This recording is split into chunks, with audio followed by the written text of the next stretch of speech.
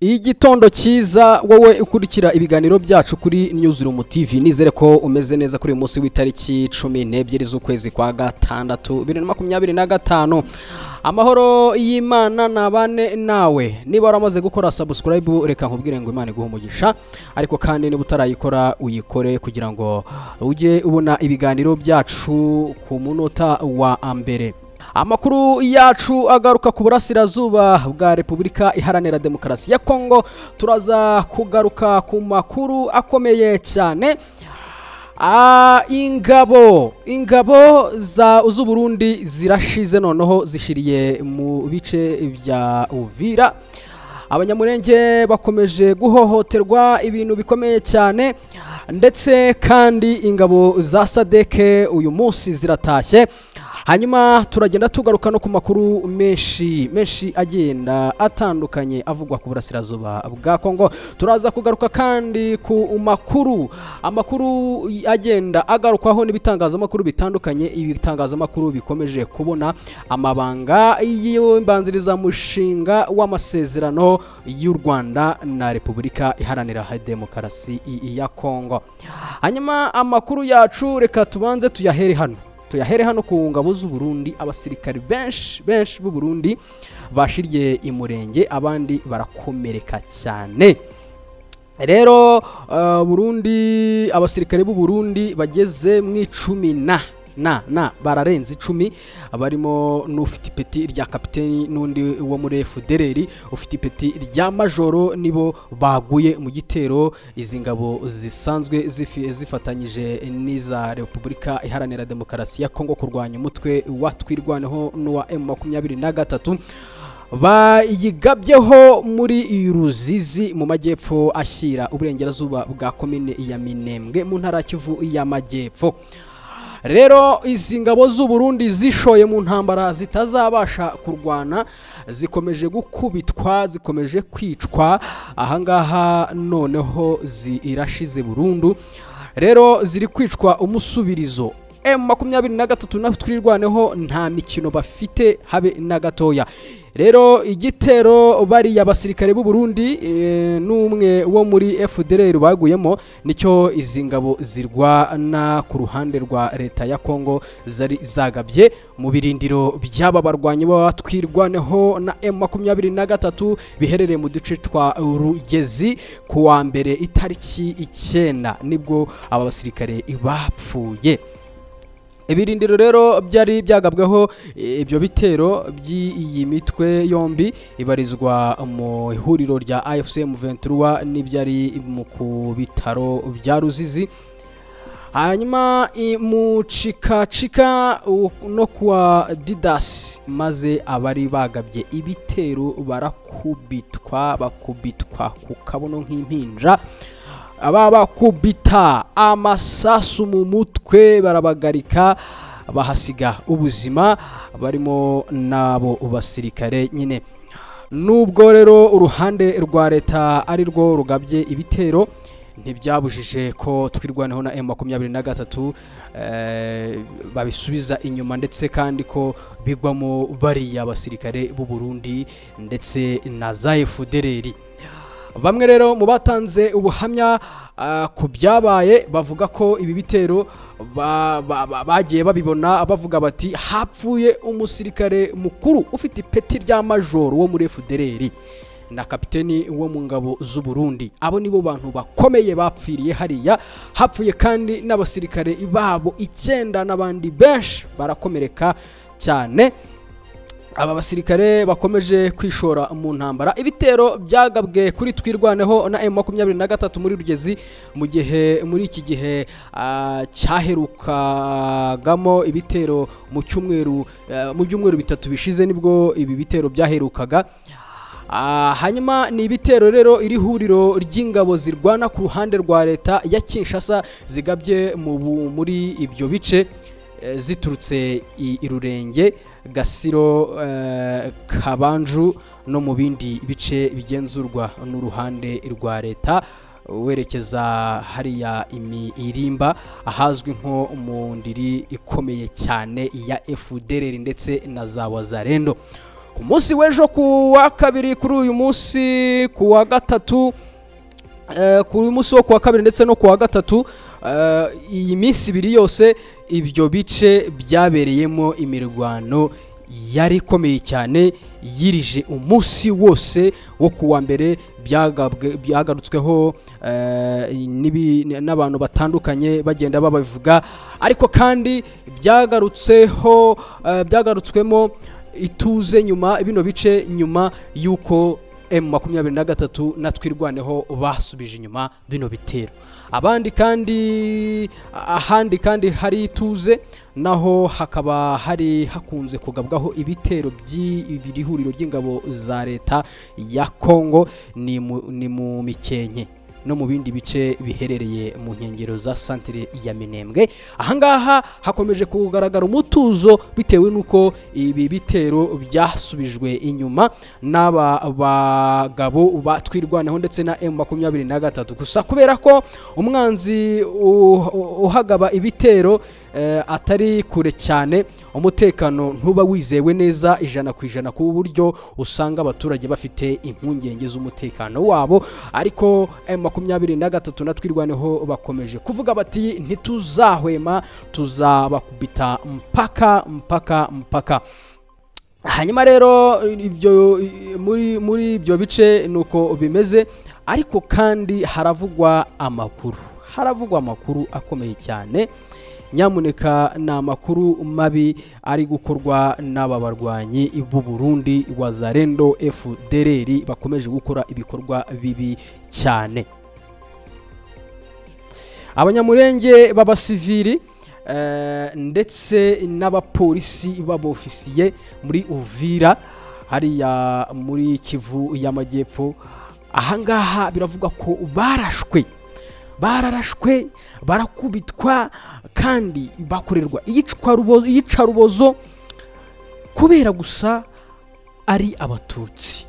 Ibyo bikorwa rero nta bandi babikora, ni Abazalendo, abamayimayi, aba FDLR biyo ngiyo bayobowe n'ingabo z'u Burundi. FARDC nabo barimo, bari gukora ibikorwa bibi cyane muri biriya bice. Ibaze yuko ushobora kuba uri umupolisi ukorera leta, ukaba ushobora kubizira kubera ko uri umunyamurenge, ukaba uri umuturage ukazira ko uri umunyamurenge kubera Uburundi bwishoye muri iyi ngengabitekerezo bashowemo cyane na FDLR. Bakomeje gukora ibikorwa bibi cyane bibangamira uburenganzira bwa muntu, ndetse rwose ni ibikorwa bikwiye kuvugwaho n'amahanga. Ariko amahanga yaricecekeye aterera agati mu ryinyo. Hanyuma unyemerere twigire ku ngabo za SADC, nuko nahereye ku mirwano cyangwa se n'ahari imirwano. Ariko mu bindi bice nka Rucuro hakomeje ibikorwa byo kuba bahiga aba FDLR. Ibyo bikorwa birakomeje rero, ibyo bikorwa M23 iri kubikora kugira ngo ibashe gukura aba FDLR muri biriya bice n'Abazalendo baba babyihishemo. Reka twigire ku ngabo za SADC. Ingabo za SADC kuri uyu munsi biteganyijwe ko ziri butahe, uyu munsi w'itariki 12 ziri butahe rero, zikaba zongera kuba zitaha nyuma yo kuba zaracyuye ibikoresho byabo. Twabonye amakamyo acyura ibikoresho bya SADC. Hanyuma SADC rero ikurikijeho icyiciro cyo kuba iri bucyure izi ngabo zabo zagotewe muri uyu mujyi wa Goma nyuma yo gutsindwa, nyuma y'insinzwi ikomeye cyane. Rero zigiye gutaha zice mu Rwanda bundi zerekeze Tanzania. Ni nyuma rero yuko ibi bikoresho byabo bicyuwe, gusa ntarasobanukirwa neza niba ibikoresho byo byaramaze gushirayo. Gusa murabizi ko izi ngabo za SADC zimaze igihe zikabitunda mu makamyo manini cyane. Rero icyo gihe byinjiraga mu Rwanda mbere yuko bikomereza Tanzania. Ubu rero hatahiwe ibihe byo kuba zacyura ingabo. Mu itangazo rero ryasohotse risohowe n'igisirikare cya Afurika y'Epfo ku itariki 11 Kamena, rigaragaza yuko abasirikare babo bo bazagera muri kiriya gihugu ku itariki 13, ubwo ni ku munsi w'ejo. Hanyuma nibwo bazataha bo bakagera iwabo. bakagera rwose hariya kuwa gatanu, ariko urumva ko biteganyijwe yuko ngo bazahagera mu masaha y'isa sita zuzuye z'amanywa nibwo bazagera iwabo. Iri tangazo rero rivuga yuko umubare w'abasirikare bazataha muri Afurika y'Epfo gusa nta mubare bavuze neza ngo nturamenyekana, gusa mu bihe bishize abapfiriye ku rugamba barengaga 10 batumye igihugu cyose cyamagana ibyo ibintu, bamagana ubu butumwa Afurika y'Epfo yishoyemo, bagaragaza yuko intambara ya DRC itari kwiye kwishorwamo n'iki gihugu cya Afurika y'Epfo. Rero bashinja Perezida Cyril Ramaphosa gukoresha igisirikare mu nyungu ziwe bwite, ubundi bakavuga bati tugarurire abahungu baze twubaka igihugu cyacu kuko bashiriye muri kiriya gihugu. Biteganyijwe rero yuko ibikoresho by'ingabo za Afurika y'Epfo byo bizanyuzwa mu nzira y'inyanja bikazagera mu gihugu rwose cyabo nyuma yo kuba bivuye iyo i Tanzania. Hanyuma reka tuve kuraba abasirikare ba SADC ababo batsinzwe bagiye kunyura mu Rwanda n'ikimwaro, isoni nyinshi cyane, gusa bashobora kwitwikira ijoro. Ariko amakuru mfite nuko ibi amabisi ya societe zikorera hano mu Rwanda, y'amabisi maremare manini yamaze gutera amatako hariya Igoma rwose. Ubu ngubu ibintu bimeze neza, bari kwitegura gutaha. Hanyuma reka twigire ku bitangazamakuru bimaze gutera imboni umushinga w'amasezerano y'amahoro hagati y'u Rwanda na DRC, harimo ko u Rwanda ngo rugomba kubanza gucyura ingabo zarwo n'ibikoresho byarwo bari mu burasirazuba bwa Repubulika Iharanira Demokarasi ya Kongo. Ndimo ndavugishwa kuko iyi ngingo yagarutsweho kenshi cyane n'ibitangazamakuru bitandukanye. Hanyuma iki gitangazamakuru RFI nacyo ngo cyateye imboni uyu mushinga w'amasezerano y'amahoro wa DRC ndetse n'u Rwanda. RFI rero ikandika ko ibibazo ari uko u Rwanda ruvuga ko nta ngabo zarwo ziri mu burasirazuba bwa Kongo, ko icyo rwemera ko ari uko rwashyizeho ingamba z'ubwirinzi ku mipaka yarwo. Niko bavuga ngo ikibazo nuko u Rwanda rutajya rubyemera yuko rufite ingabo mu burasirazuba bwa Kongo, ariko ko uyu mushinga w'amasezerano urimo iyi ngingo yo kuvuga yuko bagomba gukura ingabo zabo n'ibikoresho mu burasirazuba bw'iki gihugu. Gusa uyu mushinga ngo watanzwe na Repubulika Iharanira Demokarasi ya Kongo, ntago ari byo Amerika yanditse muri mushinga w'amasezerano y'amahoro ya ntago ari byo Amerika yanditse, ahubwo ni igitekerezo cyatanzwe na Repubulika Iharanira Demokarasi ya Kongo. Rero harimo ko DRC ikura amategeko cyangwa se ikura ubuyobozi mu maboko y'abasirikare, ubuyobozi bwo mu ntara Kivu y'Amajyepfo ndetse na Kivu y'Amajyaruguru. Aha hose bakahakura ubuyobozi mu maboko y'abasirikare, ubundi bakabushyira mu maboko y'abasivili. Rero iyi nyandiko harimo ko Kinshasa igomba gusinyana amasezerano na M23 yo guhagarika imirwano binyuze mu biganiro by'i Doha. Izo ni ingingo zigenda zigaragara muri draft cyangwa se mu mbanziriza umushinga y'amasezerano y'amahoro. Hanyuma M23 nayo igomba kugirana amasezerano rwose na Kinshasa, bagasinyana amasezerano yuko bahagaritse imirwano. Ibintu ubona yuko bishobora ko kuba bitazoroha, kuko twabonye uduhenge twinshi, twabonye amasezerano menshi y'uduhenge, ariko leta ya Kinshasa itigeze na rimwe yubahiriza. Ahubwo RFI yandika ivuga ko inyurabwenge irimo hano, cyangwa se ikintu gikomeye kirimo hano muri aya masezerano. Ikintu gihari ni uko isinywa ry'amasezerano hagati y'u Rwanda na DRC ritagerwaho cyangwa se ridashobora gushyirwa mu bikorwa hatabayeho iri sinywa ry'amasezerano y'agahenge hagati ya Kinshasa ndetse na M23. Baramutse batabikurikije ntago u Rwanda na Kongo byasinyana ano masezerano, ntago yashyirwaho umukono rwose kubera yuko iyi ngingo ya M23 itubahirijwe. Harimo ko ibihugu byombi bifatanya mu gutahura cyangwa se mu gushaka no gutsinsura no kwirukana abarwanyi ba FDLR aho baherereye hariho hose ku butaka bwa DRC. Ikintu kitazorohera leta ya Kinshasa kuko bavuga yuko iyi FDLR idahari muri iki gihugu cyabo, ndetse n'iyihari idashoboye, idafite impamvu yo kuba yatera u Rwanda. Urumva rero ni ikintu gishobora kuba kitazoroha, ariko nacyo cy'ingenzi gishobora kuba kidashyizwe mu bikorwa u Rwanda na DRC bitasinya ano masezerano. Rero biteganyijwe yuko kuri iki cyumweru muri iki cyumweru abatekinisiye bo ku mpande zombi bagomba guhurira i Washington DC bakaganira kuri uyu mushinga w'amasezerano y'amahoro, bakanawunonosora neza, bakazakurikiraho cyangwa se hakazakurikirwaho n'aba minisitiri b'ububanyi n'amahanga, nabo bakareba icyo babikozeho. Rero nabo bakazabikoraho, bakabivugaho, bakareba niba hari ibyagomba kwinjizwamo bindi cyangwa se hari ibindi bigomba gukurwamo, kugira ngo abakuru b'ibihugu babashe kuba nabo bashyiraho umukono nyuma yabo, ubundi amasezerano akabashyizweho akadomo, akaba arasinywe neza.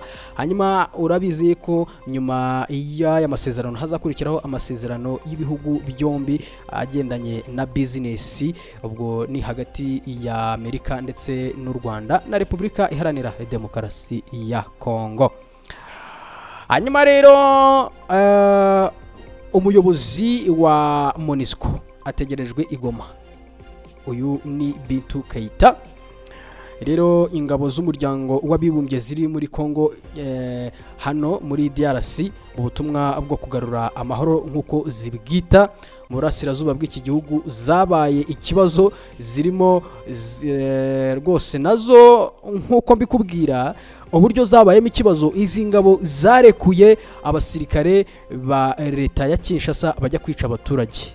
Urumva ko izi ngabo zavuzweho ibintu bitoroshye cyane. Rero uyu muyobozi Bintou Keita ari busure Goma, ariko bivuzwe ko ari buganire n'abayobozi ba M23 na AFC, bari bugirane ibi iganiro. Rero uruzinduko rwe rwitezweho kuri uyu munsi, akaba ari bugeri Goma akagirana ibiganiro na Alliance Fleuve Congo ndetse na M23.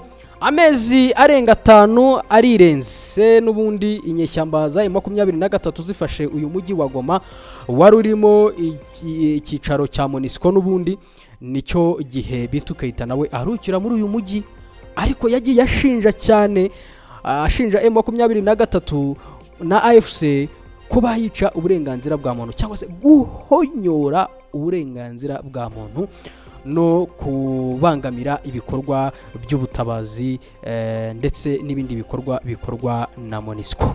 Uru ruzinduko rwe rero mu gace kagenzurwa n'aba bantu yakomeje gushinja abita inyeshyamba ngo rugamije kuba amakuru ku mpinduka cyangwa se kureba amakuru ku mpinduka zagezweho nyuma y'intambara cyangwa se nyuma y'imirwano yabereye muri uyu mujyi, ndetse n'ingaruka bishobora kuba byaragize ku basivili kugira ngo bazabone ibyo bagenda bakabwira akanama ka Loni gashinzwe amahoro n'umutekano mu nama izaba ku itariki 27 Kanama. Oya ni Kamena, nari mbeshye, ni Kamena nibwo iyi nama izaba. Abasesengura rero babona ko uru ruzinduko rwa Madame Bintou Keita mu gace kagenzurwa na M23 AFC ari nk'ikimenyetso cy'uko inyeshyamba zifite umwanya ukomeye cyane ufatika mu byatuma Kongo yongera kubona amahoro. Rero niko abantu benshi bagenda babigarukaho, ariko nanjye mu mboni zanjye mbona yuko iki ari ikimenyetso cyiza cyane cy'uko AFC ikomeje kuba yakomera cyane. hanyuma rero MONUSCO yahisemo gufatanya n'ingabo za leta ya Kinshasa mu bikorwa byo kurwanya M23 haba mu kuziha imyitozo no kuha amakuru yo ku rugamba cyangwa se uburyo bagenda barwana na M23. ubwo ni ukubaha imyitozo no kubategura mu mutwe no kubaha package y'ibintu byose n'ibikoresho. Ibi ngibi byagiye byamaganwa na M23 cyane, ndetse igafata MONUSCO nk'umwe mu bayirwanya cyangwa se nk'umugambanyi. Kugeza ubu umujyi wa Goma no mu bindi bice bigenzurwa na AFC M23 bisa n'ibitekanye cyane, ariko rwose nubwo hakomeje gusa hazamo utuntu twuko hari bamwe mu bahungabanya umutekano hariya bava mu bindi bice bigiye biturana n'uyu mujyi wa Goma. Hari abemeza ko umutekano uharangwa uruta wahoze ugenzurwa n'ingabo za leta ya Kongo ndetse n'imitwe myinshi ikorana nazo irimo Wazalendo na FDLR. ubwo bari bakiri muri uyu mujyi abantu benshi barabyemeza cyane, nanjye ndabihamya rwose, nawe ushobora kubihamya yuko uyu mujyi wamaze gutekana. Uyu mujyi rero wa Goma niwo ubu ngubu barizwamo Joseph Kabila wahoze ayobora Kongo Kinshasa na bamwe mu banyepolitike bakoranye nawe. Rwose nkuko nawe kugarukiyeho uze kureba ikiganiro cyabanje, navuze bamwe mu mazina y'abantu bafatanya na Joseph Kabila ndetse bamushyigikiye cyane, bashobora no kumutera inkunga mu gukuraho ubutegetsi bwa Felix Tshisekedi vuba cyane. Rero reka twivira aho ngaho nkubwire iby'iri huriro rya M23 nako rya FCR ririmo M23 ubwo ryafataga uyu mujyi mu ntangiriro cyase ni mu matariki ya mbere ya Mutarama 2025 ryahise rishyiraho guverineri mushya. Urabyibuka hariho ubuyobozi rwose, ubuyobozi bwose kuva kuri ba guverineri kugeza hasi, abo bose abayobozi barahari kandi ubu ngubu umujyi uratekanye. Rero nicyo twaba tuvuze kuri ibyo bintu, kuri urwo ruzinduko rwa Bintou Keita nirwo rwitezweho kuba rushobora kuba rwagira impinduka muri ibi bihe. Rero arashaka kugira ibyo azavuga, arashaka kugira ibyo azatangaza kugira ngo abone nawe bamuhe nyine nk'icyubahiro nk'umuntu wageze muri uyu mujyi wa Goma. Ariko kandi nakubwira yuko MONUSCO bashobora no kuganiraho uburyo ishobora kuva muri uyu mujyi ikajya mu bindi bice. Reka twigire no mu yandi makuru. Ubu ngubu ihuriro Alliance Fleuve Congo ribarizwamo umutwe wa 23 kuri uyu wa gatatu washize ku itariki 11 Kamena ryatangaje ko Bisu Mbwangwi Nshombo Patrick ko yabaye guverineri mushya w'intara ya Kivu y'Amajyepfo. Uyu nguyu niwe wabaye guverineri mushya w'intara ya Kivu y'Amajyepfo. AFC yemeje ko yamuhaye ziriya nshingano biciye mu itangazo ryashyizweho umukono n'umuhuzabikorwa wayo Colonel Nanga. Bisu Mbwangwi Nshombo Patrick yagizwe uyu muyobozi cyase yagizwe guverineri na AFC M23 wa Kivu y'Amajyepfo, asanzwe n'ubundi azwi cyane muri iyi ntara ndetse mu myaka ishize nka 2024 ari mu bari barahataniye gusimbura Theo Mbije wahoze ari guverineri wayo. Urumva rero icyo gihe yabaye uwa gatanu mu matora yasize Jean-Jacques Purusi wahunze akigira i Bukavu, nako yahunze i Bukavu arahunga ahunze mu 23. Uyu nguyu wayoboraga hariya muri iriya ntara niwe yasimbuye. Hanyuma rero Bisu Mbwangwi Patrick yasimbuye ku nshuro cyangwa se kuri izi nshingano zo kuba guverineri wa Kivu y'Amajyepfo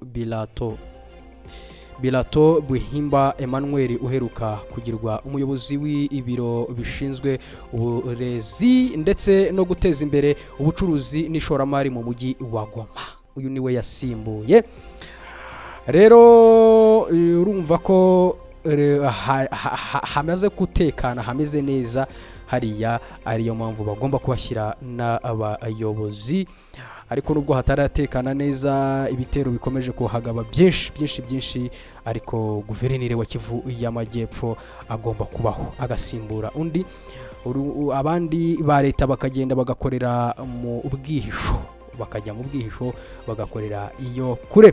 Hanyuma reka nkubwire ngo niba utarakora subscribe uyikore, kandi irekana nagushimire uburyo dukomeje kubana mu biganiro bigenda bica kuri iyi televiziyo yawe cyangwa se iyi YouTube channel yawe Newsroom TV.